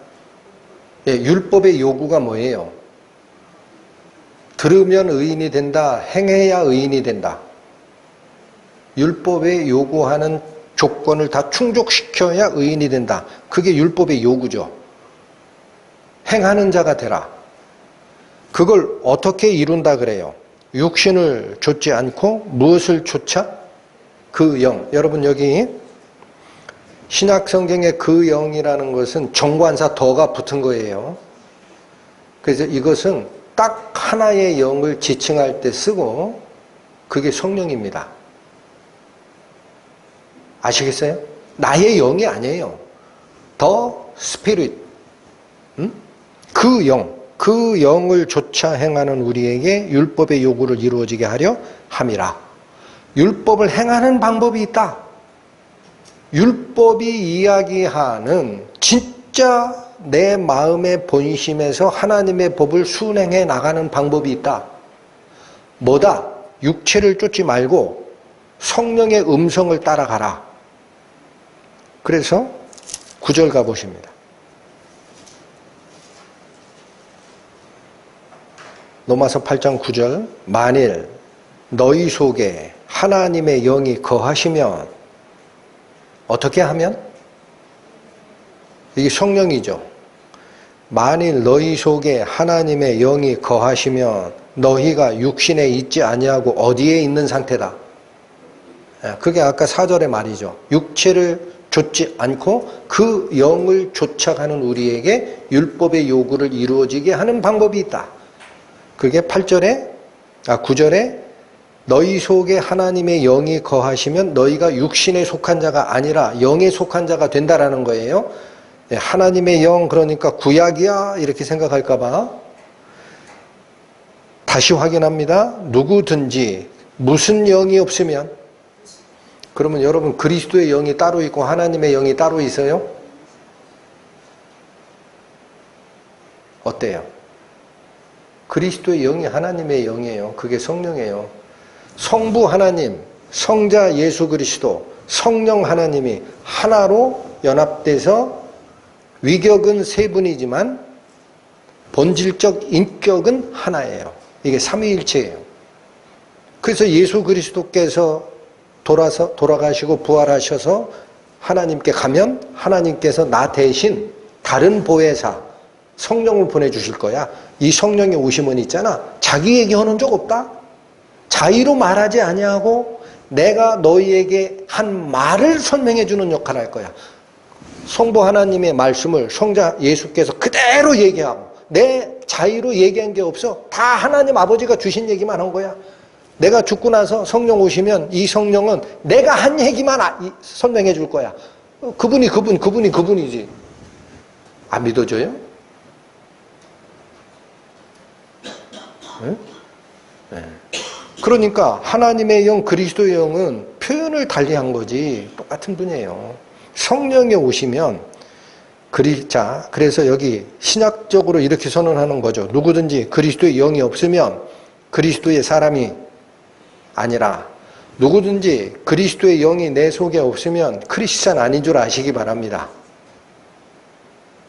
본 어게인 상태에 내 속에 성령의 내주함이 분명하게 없으면 성령의 인도함도 없고, 집에 가면 설교 듣고 성경 공부할 때는 괜찮은데 집에 가면은 그거 싹 잊어먹고 오늘은 어떻게 밥 먹고 사나 이 걱정하고, 무슨 일 하다가 내가 조금 손해보면 저 양반은 왜 나한테 돈을 좀 더 주지? 이런 생각에 몰입이 돼가지고 평생을 그렇게 계속 산다 그러면 성령의 인도를 받는 걸까요? 안 받는 걸까요? 성령의 인도를 받는 거예요? 안 받아요? 아직 육신 속에 있는 거예요. 여러분, 경고가 커요. 너희가 육신에 있지 않고 그 영, 성령 안에 있으면 성령의 인도함을 받으리라. 무릇 하나님의 영으로 인도함을 받는 그들이 곧 하나님의 자녀라. 인도함을 못 받았는데 그러면 자녀 아닌 거죠. 심각한 얘기죠.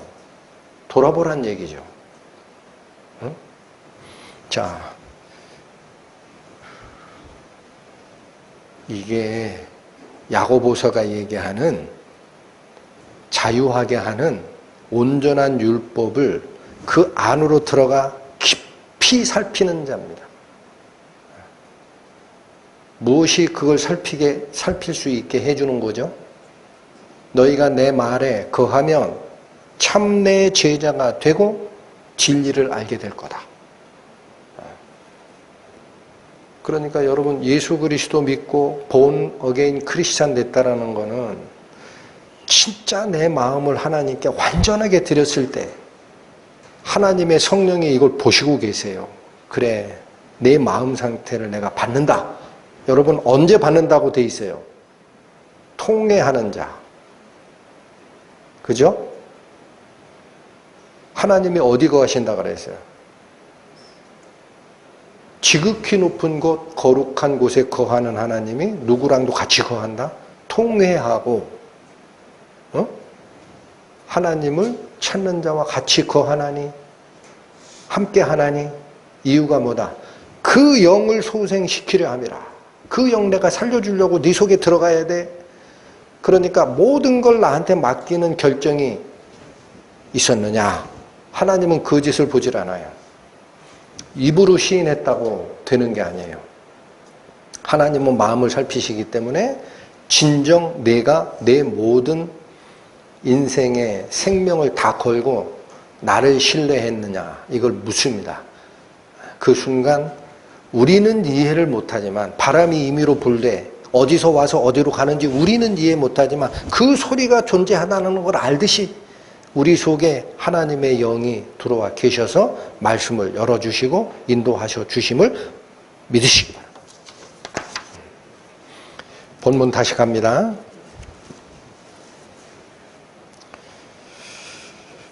13절 읽고 갑니다. 로마서 2장 13절. 하나님 앞에서는 율법을 듣는 자가 의인이 아니요 오직 율법을 행하는 자라야 의롭다 하심을 얻으리니. 자, 이거 어떻게 된다? 신약적으로 구약과 똑같이 율법서 읽고 내가 이걸 지키겠다라고 해서 되는 게 아니다. 육신에 속한 자로서는 그걸 지킬 수가 없다. 어떻게 해야 지켜진다? 너희가 구약을 읽을 때에 마음의 수건이 덮여져서 아직 그 뜻을 모르지만 언제든지 예수께로 돌아가면 그 마음의 수건이 벗겨지고 주는 영이시니 주의 영이 계신 곳에 자유함이 있고 그 영이 인도하는 방식대로 하나님의 율법을 이해하고 인생의 목적을 바꿔서 살아가는 방법도 바꿔서 사는 자가 될 것이다. 아멘. 14절. 율법 없는 이방인이 본성으로 율법의 일을 행할 때는 이 사람은 율법이 없어도 자기가 자기에게 율법이 되나니. 자, 사도 바울이 다시 꺼내는 또 하나의 주제가 있습니다. 하나님의 말씀을 받은 유대인들은 뭐가 죄고 뭐가 죄가 아니고 알았으니까, 아, 이게 이렇게 내가 살면 죄구나 이걸 알았겠지만 하나님의 말씀을 받지 아니하는 이방인들은 그거 몰랐으니까, 하나님의 뜻을 알 수 없었으니까 이게 죄인지 아닌지 모르고 살았으니까 심판대에 가서 하나님한테 심판받을 때 하나님 저는 몰랐어요 라고 핑계할 수 있냐. 이 굉장히 중요한 주제를 꺼내는 거예요. 여기 다시 보세요. 율법 없는 이방인이, 다시 얘기합니다. 하나님의 말씀을 받은 적이 없는 이방인들이 무엇으로 율법의 일을 행하는 때가 있다. 본성으로. 본성이 뭐예요? 태어나면서부터 부여된 속성이 있다. 본성, 태어나면서부터 부여된 속성으로 율법의 일을 행한다라는 게 무슨 말이냐면, 아, 이거 잘못됐다, 이거 잘됐다라는 거를 알고 행하는 때가 있다라는 거예요. 15절 읽어보시면 이런 이들은 무엇이 증거가 돼서? 양심이 증거가 돼요. 자, 이 양심이 증언하는 게 있다라는 거예요. 우리 성경에 증거하다, 이건 다 증언으로 바꿔주시면 좋아요. 양심이 말하는 게 있다라는 거예요. 내 속에서. 그래서 어떤 얘기를 하나 했더니 그 생각들이 서로 혹은 송사하며 혹은 변명하여. 이게 뭐예요? 양심 속에서 이거 잘못됐다라는 게 송사예요. 소송 거는 거예요. 너 죄야. 이거 하지 마라. 근데 어떤 면에서는 양심에 이 화인 받는 자는 뭐예요? 아이, 그래도 남들도 다 하는데 이거 이 정도 괜찮지? 이게 변론이야. 그러니까 여러분, 소송과 변론이, 기소와 변론이 어디 안에서 일어나는 현상이 있다. 양심 속에서 본성적으로 양심을 가지고 태어나기 때문에 사람은 그 안에서 어떤 일을 잘못할 때 송사하고 변론하고 하는 그런 일들이 그 속에 있지 않느냐. 그럼 이게 뭐다라고 하느냐. 변명하여 그 마음에 새긴 율법의 행위를 나타낸대요. 여러분, 이 말이 무슨 뜻이에요? 율법의 행위를 나타낸다는 게 무슨 말이에요? 에? 율법의 행위를 나타낸다. 14절 여기 다시 보세요. 좀 자세하긴 한데, 율법 없는 이방인이 본성으로 율법의 일을 행할 때에는 할 때 그 율법의 일. 그 다음 15절에 그 마음에 새긴 율법의 행위를 나타내느니라 할 때 율법의 행위. 하나는 율법의 일, 하나는 율법의 행위. 우리 성경에는 번역이 두 가지로 나눠져 있죠. 같은 거예요. 그런데 위에 있는 율법의 일이라는 것은 복수입니다. 복수명사. 그러니까 사람이 살아갈 때 본성적으로 어떤 일을 하다가 아, 이거 안 되지? 하고 자꾸 양심이 송사하는 일을 할 때가 있다는 거예요. 그런데 15절에 그 마음에 새긴 율법의 행위를 나타냄이라 라고 할 때 이 율법의 행위는 단수입니다. 그게 무슨 말이냐면 15절에 율법의 행위를 나타낸다는 것은 이 행위가 율법적으로 그른지 틀린지를 알려준다라는 뜻이에요. 이건 기준이에요. 기준. 이해하셨어요? 사람이 본성적으로 무슨 일을 하다가 맨날 그러면은 죄를 안 져요. 근데 어떤 일을 하다가 어느 때는 이거 아니지 싶은 생각이 들고 아니 그래도 주인 없는데 저 물건 내가 잡으면 안 돼? 아니야. 네 거 아니잖아. 하고 서로 싸우고 변론하고 하는 일이 생길 수가 있다. 이게 여러 번 있을 수도 있다. 근데 그때 율법이 하는 기능은 뭐냐? 이게 율법의 행위를 나타낸다는 게 이게 율법적으로 옳은 건지 틀린 건지를 알려주는 역할을 한다는 거예요. 그게 단수예요, 거기는. 그러니까 여러분, 양심이 뭔데 이런 일을 할까요? 여러분, 양심, 헬라어 원어로는 순 에이데시스라고 읽힙니다. 근데 앞에 순이라는 건 함께, 영어의 with예요, with. 함께, 같이. 에이데시스라는 건 명사인데, 어디에서 나온 명사냐? 에이도라는, 이게 보다라는 거예요. 보다, 에이도. 그게 명사형이니까 보는 것이에요. 그러니까 순 에이데시스 그러면 이게 양심인데, 함께 보는 것이에요. 영어로도 같아요. conscience야, 양심이. con이 함께야. science, 인지하다. 그러니까 에이도가 보다도 되고 헬라어적 의미가 알다도 돼. 그러니까 양심은 뭐냐면 함께 보는 기능이에요. 여러분, 양심이 내 속에 있는데 나 말고도 누가 본다는 얘기야? 본다는 얘기입니다. 본다. 누가 본다? 나만 보는 게 아니고 양심을 주신 분이 있어요. 마음속에 하나님의 등불을 켜놨다고 그랬어요. 성경에. 사람의 영은 여호와의 등불이라 그 속에 깊은 것을 살피느니라.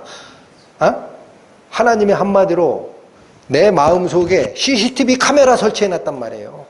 그 나도 알지만 함께 알고 함께 보는 게 뭐냐? 그 일을 할 때 나도 알지만 누구도 보고 있다. 하나님이 보고 있다. 이거 두려운 말씀 아닙니까?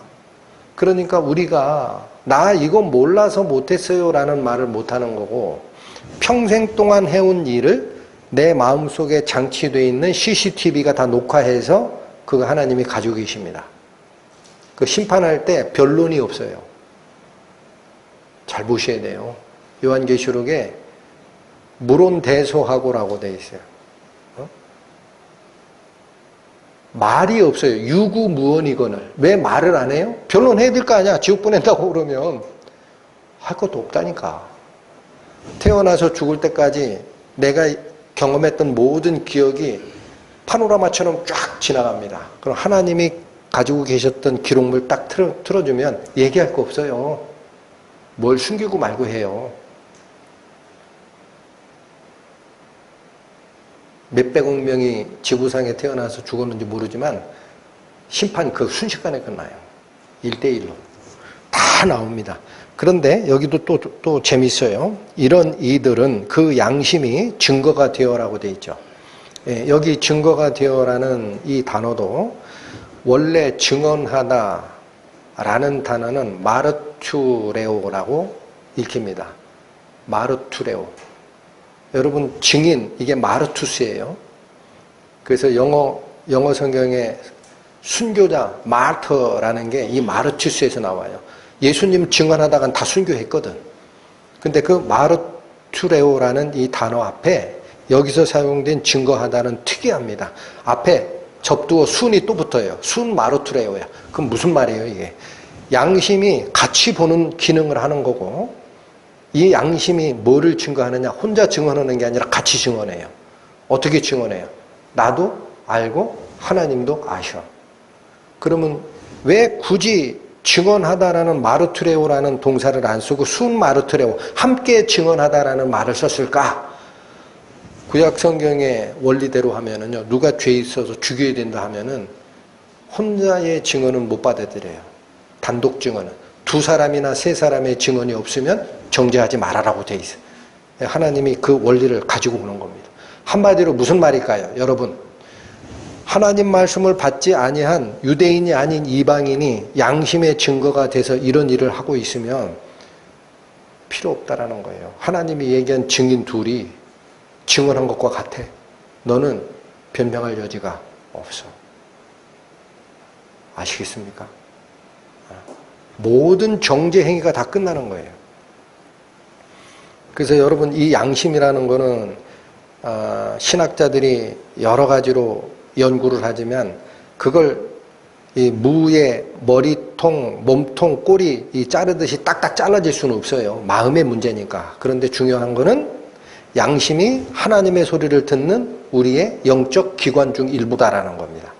그래서 구원받으면 이 양심이 어떻게 돼요? 깨끗해져요. 거울이 깨끗해지듯이. 여러분 양심은 보는 거울이에요. 그냥 CCTV 카메라의 렌즈라고. 거기에 먼지가 아주 왕창 껴있으면 모르는 거고, 근데 그 렌즈를 딱 닦아버리면 내 마음속에서 무슨 일이 일어나는지, 변명은 왜 하는지가 다 드러납니다. 그 여러분 베드로전서 나중에 가서 보시면 3장 21절에 베드로 사도가 세례를 이렇게 얘기해요. 세례의 의미가 뭐냐? 선한 양심이 하나님을 향하여 찾아가는 거다. 이게 선언이에요. 선한 양심이 하나님을 향하여 나는 앞으로 하나님께서 말씀하시는 대로만 듣고 살겠습니다. 응답하고 서약하는 행동. 그게 세례라고 얘기합니다. 그때 우리 구원받은 사람의 양심은 선한 양심이에요. 구원받고 나면, born again 하고 나면 그때만큼 깨끗한 적이 없어요.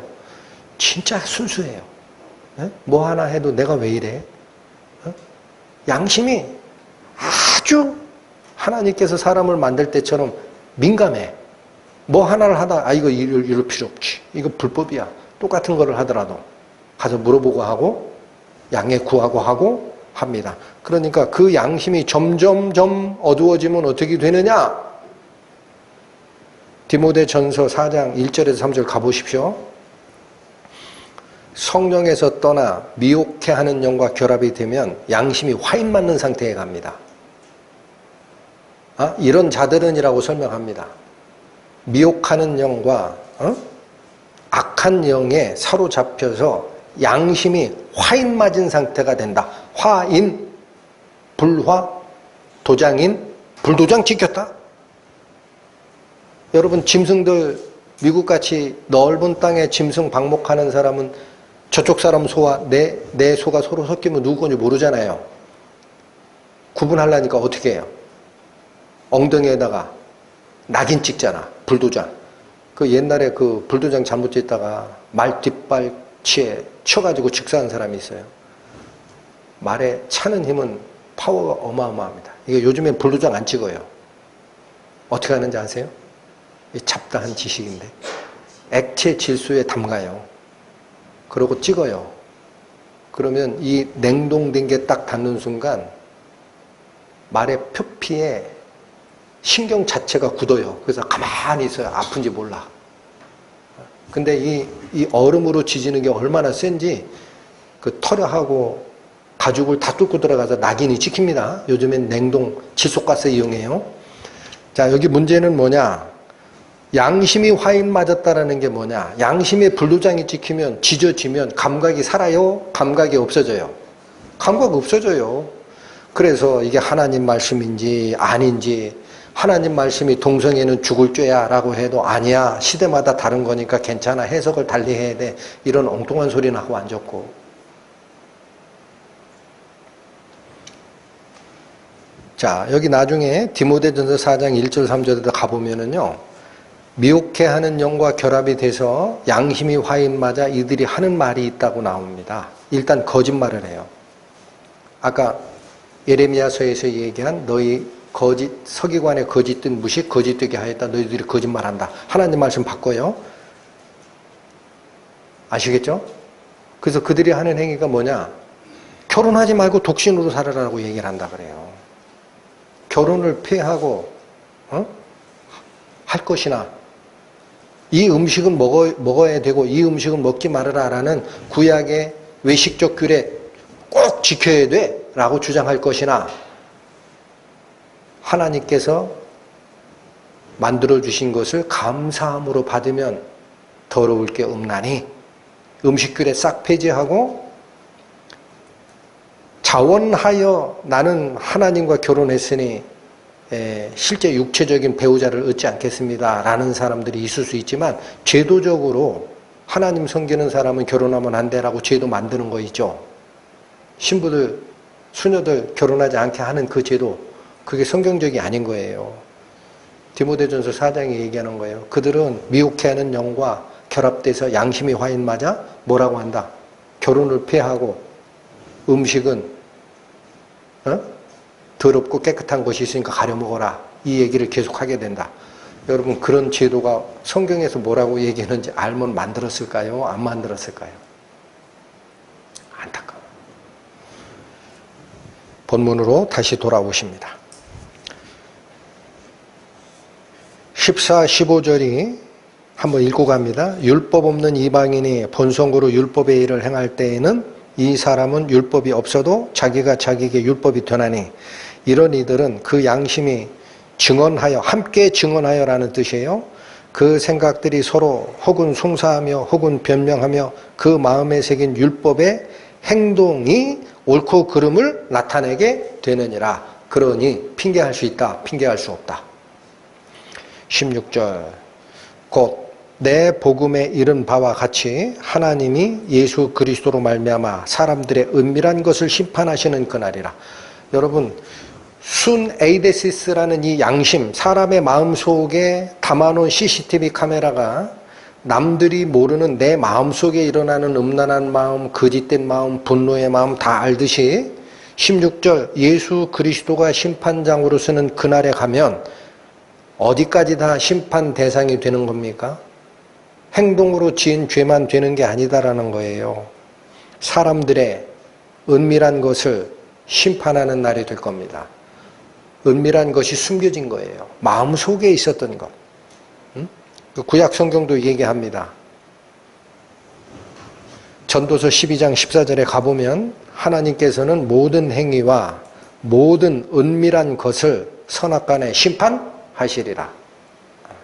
그러니까 사도 바울이 율법을 꺼내면서 두 가지를 경고를 한 겁니다. 이스라엘아, 너희들 율법 받았다고 제사 지내고 하면은 선택된 백성이라는 그거 착각이야. 응? 그거 율법을 읽을 때 마음에 수건이 아직 벗겨지지 않은 거야. 그걸로 의로워지는 게 아니라 진짜 율법이 이야기하는 우리의 생각과 행동이 바뀌어 나가는 게 의로워지는 건데, 이건 어떻게 되는지는 아냐? 어떻게 된다 그랬어요? 야고보서가 얘기하는 대로 자유케 하는 온전한 율법이 내 속에 들어와 있을 때, 고린도 후서가 얘기하는 대로 마음의 수건이 예수 그리스도께로 가면 벗겨지고 주는 영이시니 주의 영이 계신 곳에 자유함이 있다. 그게 본 어게인 크리스찬이 하나님의 말씀과 항상 교류하고 그 말씀대로 생각과 행동을 바꾸어 나가는 싹이 나고 줄기가 크고 꽃이 피고 열매가 열리는 진짜 살아있는 행함이 된다. 기도하고 마치겠습니다. 하나님 아버지 감사합니다. 하나님의 말씀을 시내산에서 받았고 하나님께서 행하라 하는 그 일들을 하나도 빠지지 않고 행하는 것이 곧 하나님께 의로움을 인정받는 것이라 생각했던 유대인들의 잘못, 그 잘못의 근본적 이유를 알았습니다. 마음의 변화와 하나님께 돌아가고자 하는 결정이 없는 외식적 행동들이 전부 다 하나님이 역겨워하시는 행동임을 배웠습니다. 저희 신약 성도들도 마찬가지 하나님의 말씀을 듣고 교제하고 하는 과정에 그 말씀이 나를 변화시키지 못한다면 그게 무슨 의미가 있습니까?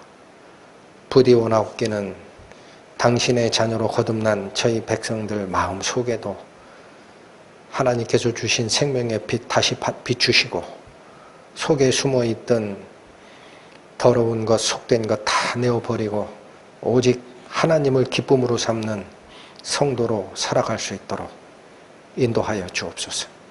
예수님의 이름으로 기도 올립니다. 아멘.